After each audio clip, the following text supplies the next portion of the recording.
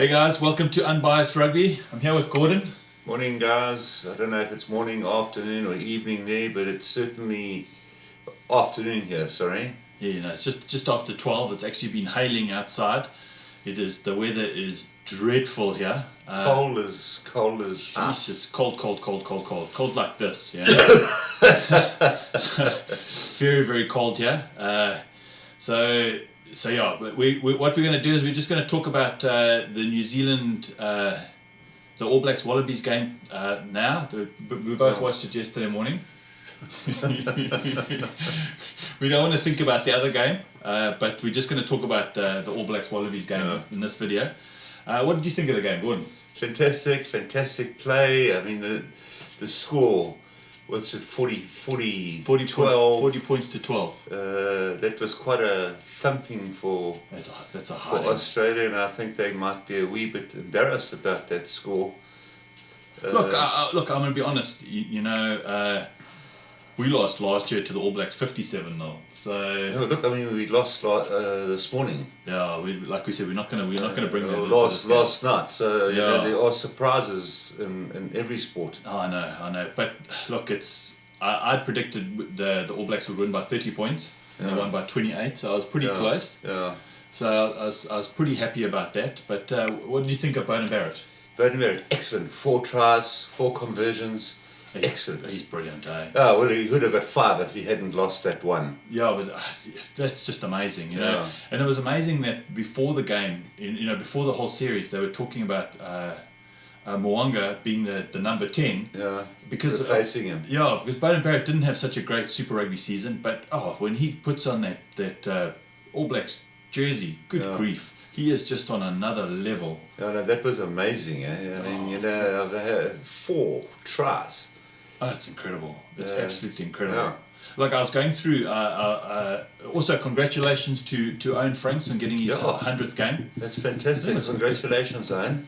Yeah, I think that's absolutely amazing. That you know how many Centurions they've got in that team? 100 games. That's a lot of rugby to play. That's a hell of a lot of rugby. But I was just looking in their forward pack. I've got, I think Owen Franks got 100, Sam Whitelock's got 100, Kieran Reid's got 100. So this is a lot of rugby that's been played by these teams. But I've got you the player ratings here as Brodie Retallick. What do you think of Brodie Retallick? I wasn't really watching Brodie Retallick all that much, but look, I know he's an exceptionally good player. Yeah. And when we were watching the game, everything went so fast. I must admit, it was highly entertaining. Like we watched the first half, and it seemed like it was over so quickly, and then that second half just was that New Zealand side. Oh, I don't know. I actually cannot think of a team that could beat them. Yeah. Folks, I must just tell you that I'm sort of like relatively new to rugby and names and things like that, so I'm not spot on with all the comments I make. I could be wrong, but if I am wrong, if people correct me, I'm quite happy to learn. You know what? I'd rather be passionate and not know the names than just not passionate at all. Passionate, you know what I mean? about my New Zealand team. and any New Zealanders watching in, can you remember last Saturday and the Saturday before I said I wouldn't say my allegiance lies with New Zealand. If New Zealand were playing South Africa, being a South African, I'd have to support South Africa. But my heart really is in a New Zealand rugby player's body. New Zealand first, everything second. Except the box.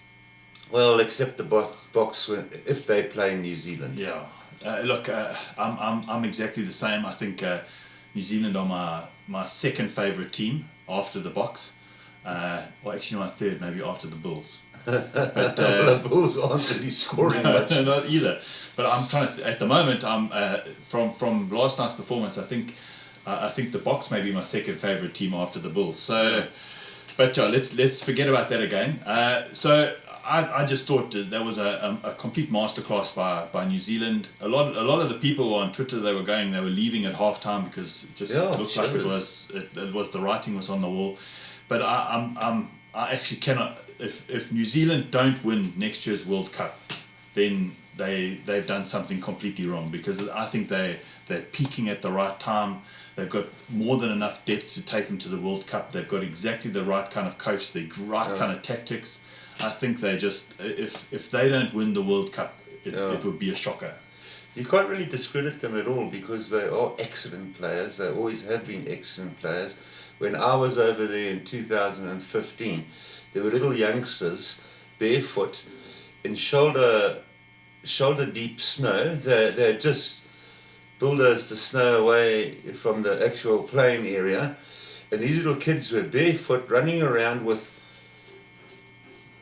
not topless, sleeveless rugby jerseys on, playing rugby in the freezing cold. Eh? Oh, no. So their heart's definitely into rugby. But I just think, because I watch quite a lot of rugby, and I watch a lot of schoolboy rugby. I watch a lot of provincial rugby, club rugby, as much rugby as I can, just to get a cross section of all their games. And I'm trying to think, like from schoolboy all the way up to the All Blacks, they just have class the whole way through. Oh yeah, that's where that's the training school. They have schools there, unlike us here in South Africa. No, we've got the schools too. Have we? Yeah, no, we've got Paul Gymnasium, Paul Boys, and then we've got obviously Gray's College in Bloem. That's also a really, really good school. Glenwood in Durban.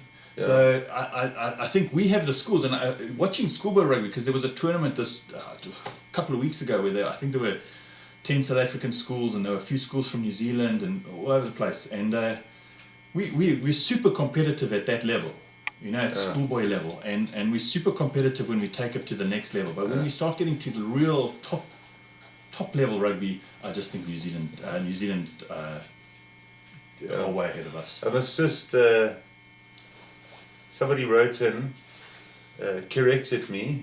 The Lilly brothers were actually Australians, not New Zealanders.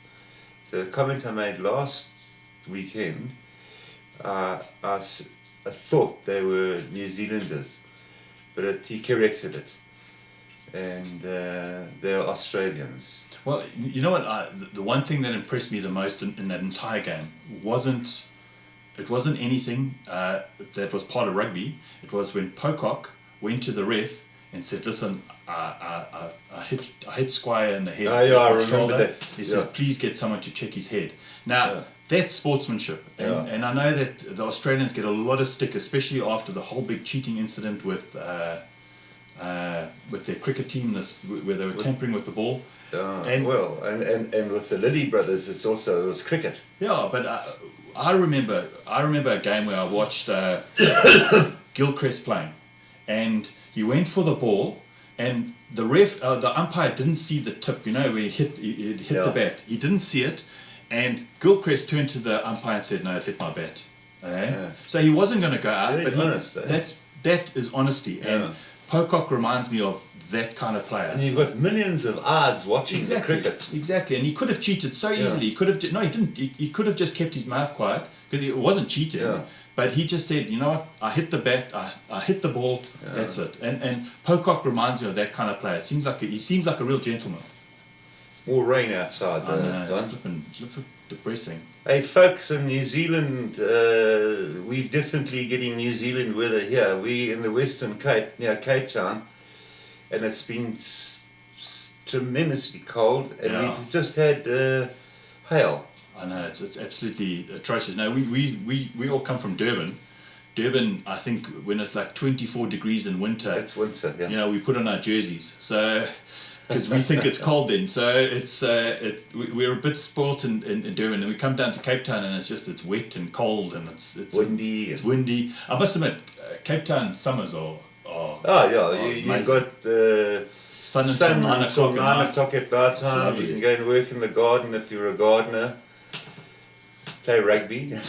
Well, let's get back to the game, and I've got the players here just in front of me. How they did. I think Ben Smith had an exceptional game. All their backline did really well. They were all 7s and 8s. Bone and Barrett's on another level. Can you think of anywhere that they can improve? No. I don't. They're unimprovable. There's nobody that can improve them because they're the best. I just look at some. You know what?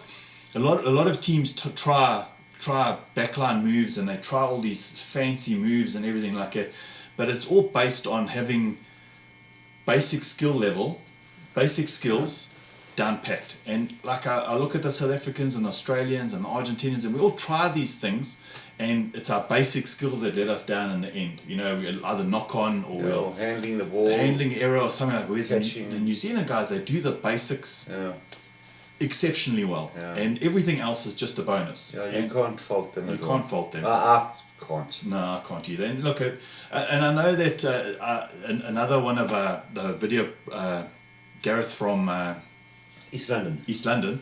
He was his last video was talking about is New Zealand dominance destroying world rugby, and I don't think so. Well, I mean, if they excel and train to be world leaders, you can't blame them. No, you can't. They're world leaders. No, They are. Everybody knows they're world leaders. And the only way to beat them is to obviously come up with the same systems that they have. Better than them, yeah. You have to be better than them, and it's not New Zealand's fault that no other side has actually caught up with them. Yeah, and it's definitely not. Yeah. It's not their fault. Look, I think the Irish they've got the same structures, the same central management. I think they're on track. And that's really good. Have a look the Argentinians, eh?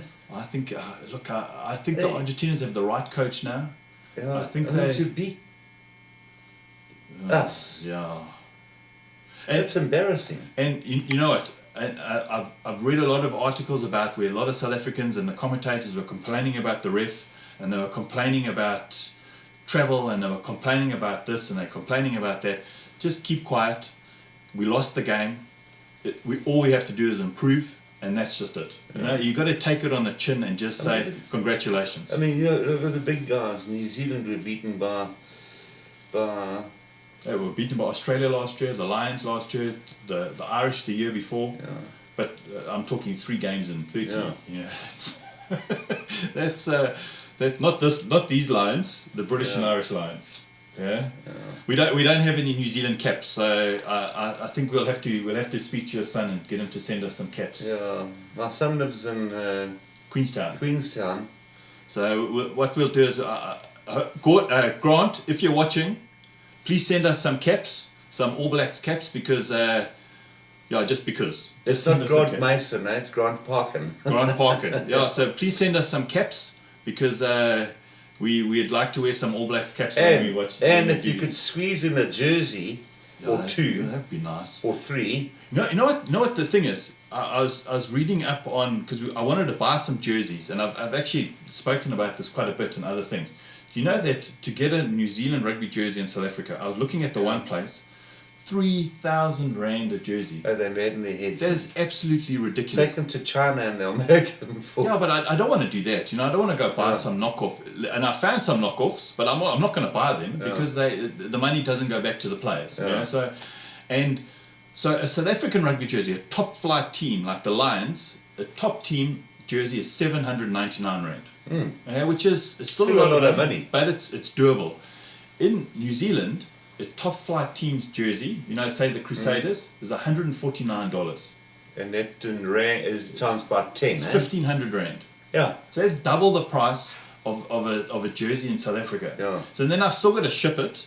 I've got to get it here, and it's going to end up being just under 2,000 rand for me to get a jersey. I'm not asking for jerseys. I'm just saying.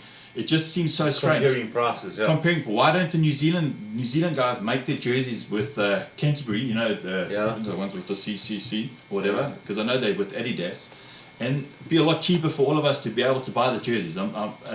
Even Puma, because you know Puma make these jerseys for the Bulls. Those are also super cheap. Yeah. But I'm digressing. All I have to say is that was the most entertaining game of rugby I watched over the weekend. On edge all the time. I was on edge. They thoroughly deserved to win that Bledisloe Cup, and if I predict that it's going to be an All Black Ireland final in the Rugby World Cup. I think, in all fairness, that would be, I think, the ultimate game. Yeah. Eh? Is there anything else there? Go on. No, nothing really. But listen, guys, thanks for watching our video. Please like it if you like it. Please share it if you can. And I hope you guys have a great week. Chat soon. Bye. Yeah, and congratulations to all the New Zealanders watching this. I'd be very proud of my team. Yeah, me too. Okay, guys, chat soon. Yes, Bye. bye-bye.